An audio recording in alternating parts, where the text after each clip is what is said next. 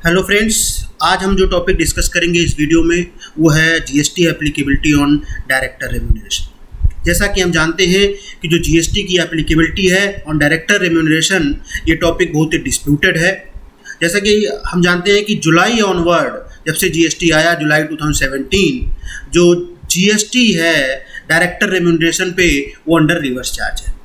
तो एक माइंड में ये डाउट है कि क्या डायरेक्टर को जो रेम्यूनरेशन पे होते हैं, सारे रेम्यूनरेशन, चाहे वो इन टर्म ऑफ सैलरी पे हो, चाहे वो इन term of other than salary पे हो, सारे अंडर रिवर्स चार्ज आते हैं।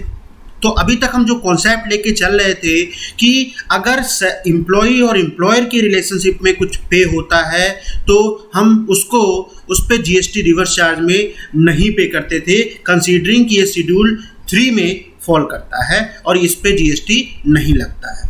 और इसके अलावा और भी अगर हम कुछ पे करते हैं डायरेक्टर को अदर दैन सैलरी, तो उस पे हम उसको रिवर्स चार्ज में कंसीडर करके चलते थे। इसके बाद एक एडवांस रूलिंग आई। उस एडवांस रूलिंग में ये कहा गया कि जो डायरेक्टर को रेम्यूनरेशन पे हो रहा है वो शेड्यूल 3 में फॉल नहीं करेगा। और उसकी वजह से ये डिस्प्यूट और बढ़ गया कि सारे के सारे जो भी रेम्यूनरेशन पे हो रहे हैं, चाहे वो सैलरी के टर्म में हो, चाहे अदर दैन सैलरी के टर्म में हो, उस पर जीएसटी रिवर्स चार्ज में पे करना पड़ेगा। उसके बाद एक दूसरी एडवांस रूलिंग आई कर्नाटका की। उसमें ये कहा गया कि अगर in term of employee and employer relationship है तो उस पर जीएसटी एप्लीकेबल नहीं होगा, और अदर देन सैलरी है तो उस पर जीएसटी एप्लीकेबल हो। अब सीबीआईसी ने 10 जून को एक नया सर्कुलर निकाला है। इन्होंने क्लियर किया है कि कब जीएसटी रिवर्स चार्ज में पे करना पड़ेगा और कब जीएसटी रिवर्स चार्ज में पे नहीं करना पड़ेगा। तो उन्होंने जो पहला केस उस सर्कुलर में दिया है, अगर डायरेक्टर वर्किंग करता है कंपनी में एज ए एम्प्लॉय, डायरेक्टर वो एग्जीक्यूटिव डायरेक्टर हो सकता है, मैनेजिंग डायरेक्टर हो सकता है, होल टाइम डायरेक्टर हो सकता है, अगर उसकी सैलरी कंपनी, उसको जो रेम्यूनरेशन पे हो रहा है वो कंपनी के बुक्स में, कंपनी के अकाउंट्स में एज ए सैलरी बुक हो रहा है और वो सब्जेक्ट टू टीडीएस है under section 192 of the IT act, income tax act, तो ये मानते हुए कि ये सैलरी उसको एम्प्लॉई और एम्प्लॉयर के रिलेशनशिप में पे हो रहा है, देयरफॉर ये हमारा फॉल करेगा schedule 3 of the CGST act 2017। Therefore this salary, this remuneration paid to the director of the company will not subject to GST, मतलब इस पे जीएसटी नहीं लगेगा।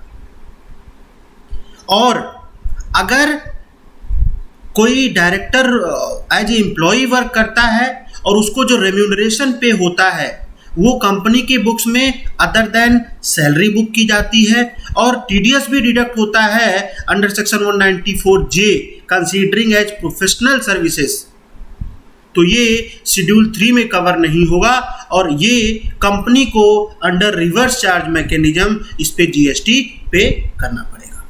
तो ये जो अभी मैंने डिस्कस किया, ये डिस्कस किया वो डायरेक्टर जो working as a employee of the company है। दूसरा जो पॉइंट इसमें आता है, वो डायरेक्टर जो as a employee of the company काम नहीं कर रहे हैं, लाइक इंडिपेंडेंट डायरेक्टर या होल टाइम डायरेक्टर भी हो सकता है जो कि कंपनी में एज ए एम्प्लॉय काम ना कर रहा हो, लाइक नॉमिनी डायरेक्टर या नॉन एग्जीक्यूटिव डायरेक्टर है।